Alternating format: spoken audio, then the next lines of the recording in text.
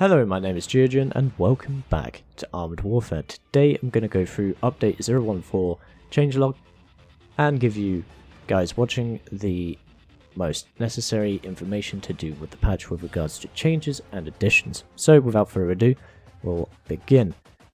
The update brings a new PvP map, Highwall, new PvE missions, Albatross and Cerebus, light tank and tank destroyer penetrations have been changed, as well as their depression values, and with the case of the M128 Striker, its elevation. High tier gameplay changes with regards mainly to the main battle tanks, replay system which I'm quite excited to be working with, as it will give you guys a chance to send replays in, which will then be used to make videos. Field rebuild kit, which is an intriguing concept, or addition rather, to PvE, and may change the gameplay or the hardness of certain missions. The social networking has also been tweaked to do with the game. You can share things a lot more easily now. But Highwall map, we've seen a forum post about it already. It is set in a mining area or a quarry, as you can see, and according to the description down here, Highwall map spans 1200 by 1200 meters and has both short range and long range engagements, as well as different elevation angles on various pathways. So it'll be quite an intriguing map to play. I haven't played it yet, but we'll see in the upcoming week or so. New PvE missions, Albatross and Cerebus. I'll let you read those for yourselves, but it seems that one is set in a tundra type area on an airfield, and the other is set in a desert railroad setting or location. Light tank and tank destroyer penetration changes from around tier 6, as well as with a couple of lower tier exceptions. So the changes to those we'll have a look at in a moment, as those are very significant. High tier gameplay changes, as it says here, to do with the main battle tanks. Replay system, very exciting as I've said, but not really necessary to talk about it too much at the moment, but we will be seeing it in use soon. Field rebuild kit.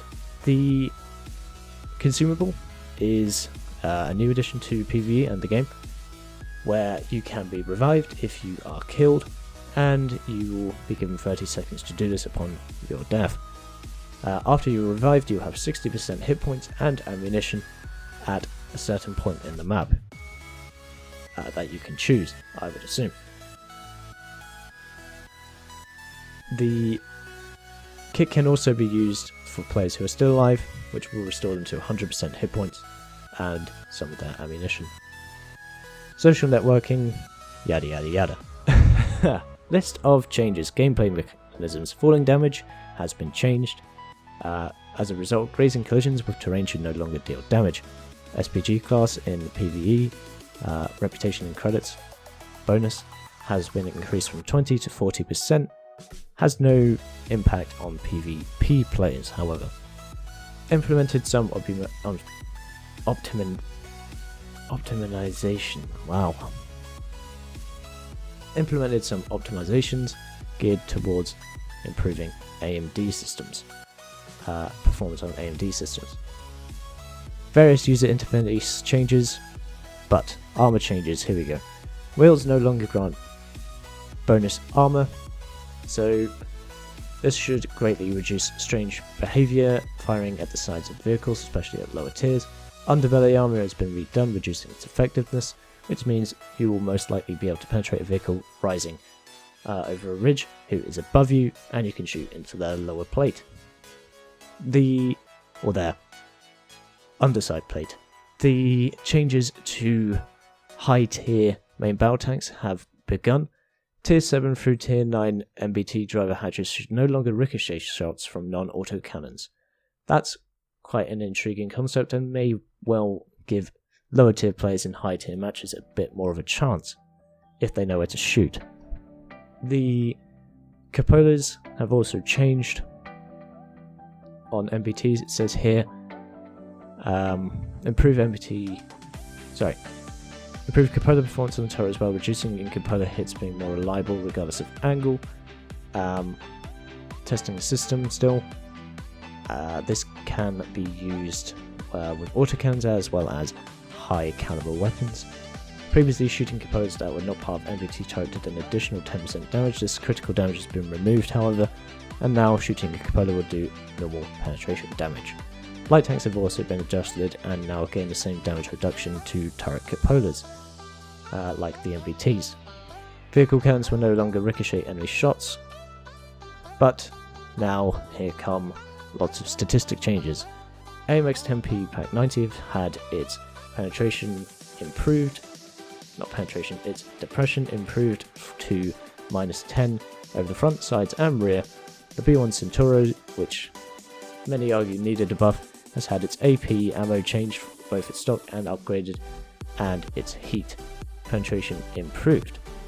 Its depression is also improved to -8, -9 and -6 over the front, side and rear. BMP-T Terminator, or Prototype, has had its rear armor reduced from 80 to 70, the Tier 6 Founders Pack premium vehicle, to bring it in line with other vehicles in the line. Centauro has had no penetration changes, but its depression has improved to -8, -9 and -8 again. Draco's had Sapom ER rounds added to the Strellis cannon. I believe those are the high explosive ones. We'll have to check. The Dragoon has had its depression buffed to -7 over the front and sides and -5 over the rear. ERC 90 has had its side and rear depression buffed to -10, but its cannon depression over the front has been nerfed from -12 to -10, so -10 of all-round depression. LAV 300 has also had depression improved to -7 over the front, -9 over the sides and -8 over the rear. So it's quite intriguing how you have better penetration over the rear, but it is a rear mounted turret, of course. The LAV 600 has had significant penetration changes on all of its ammunition with regards to AP and heat, and the depression has improved to -4.5 over the front, -12 quite significantly over the side, and -6 over the rear.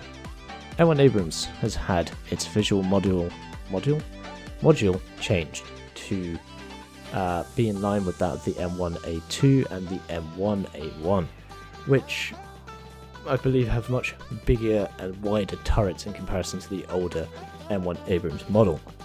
The Striker, the M128, has had no changes to its penetration, but its depression and elevation have changed. Its depression over the front is -6, sides is -13 and -10 over the rear. Its elevation is now is 12 degrees, which is significantly better than what it was in patch 0.13. The Stingray 1 and 2 have had their penetration of AP and heat across the board improved significantly, and these vehicles were in due need of a buff, or dire need of a buff, with regards to the penetration, as it was quite low. We'll see how this changes the gameplay of this tier of tier 6 and 7. The T80 has also had its armor values changed to be in line with the T72A, which is at tier 6. The composition of the armor has made the turret, including the flat portions and of the commander's cupola and the front turret, to now be on averages yellow to tier 7 penetration values instead of green, so hopefully T80 drivers will have seen significant changes in the future, or in the upcoming few days. The XM8 has also had changes to the penetration of its stock, first, second and third AP, as well as the first, second and third heat. Significant changes there, and will hopefully give it some more competitiveness at its tier, especially in tier 9 games. The Thunderbolt has not had any changes to its penetration, but has now been given smoke grenades.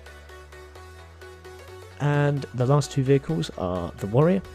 The Warrior, tier 8, has had its all-round base armor thickness improved to 14.5mm, and the applique armor has now given it complete protection against autocannons, making it a viable alternative to the ERA upgrades, as you can't have both at the same time. And the tier 4 premium, the Zalo S, has had its cannon depression improved over the front and side to -8, which will make it much more easy to play. The maps have also had significant, well not significant, they've also had various issues fixed.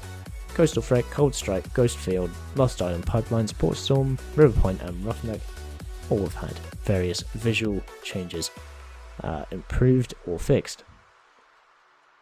The player versus environment has also changed.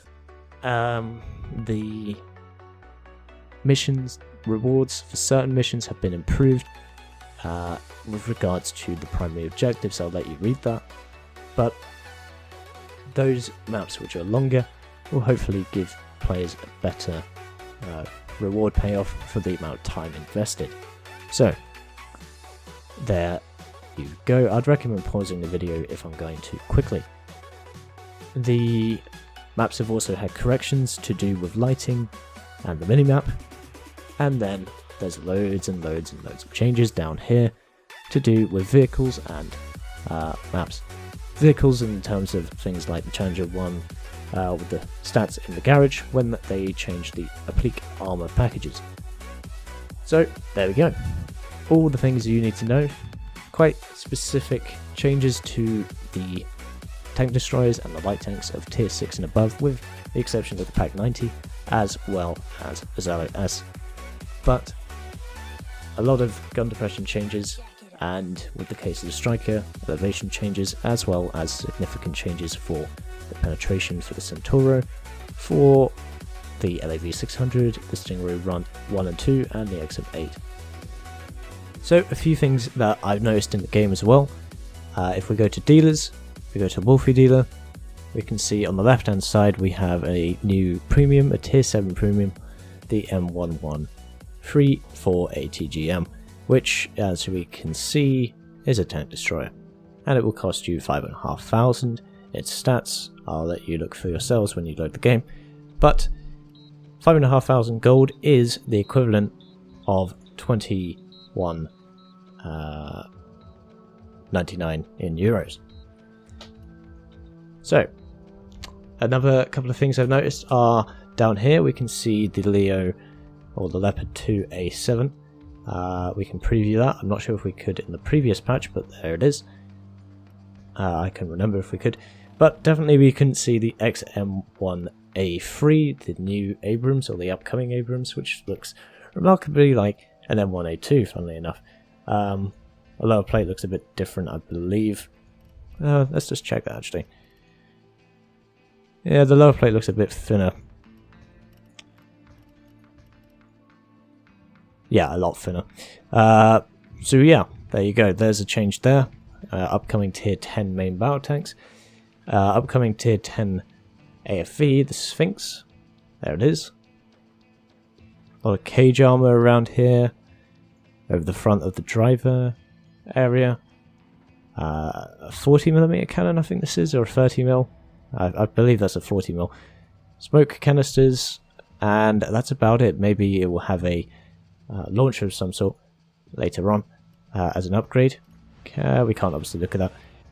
Looking at the Shishkin tree, we can see a Challenger 2B is here, but we can't preview it. And the PLO1 has been there for ages, and the T14 Amata has also been there for a while. Nothing new in the Zhang dealership in terms of premium vehicles or tier 9 or 10. So, hopefully you enjoyed this. And hopefully you will be enjoying playing patch 014. Tell me what you think, and if you enjoyed the video, please be sure to leave a like, and I'll see you chaps and chapettes in the next one.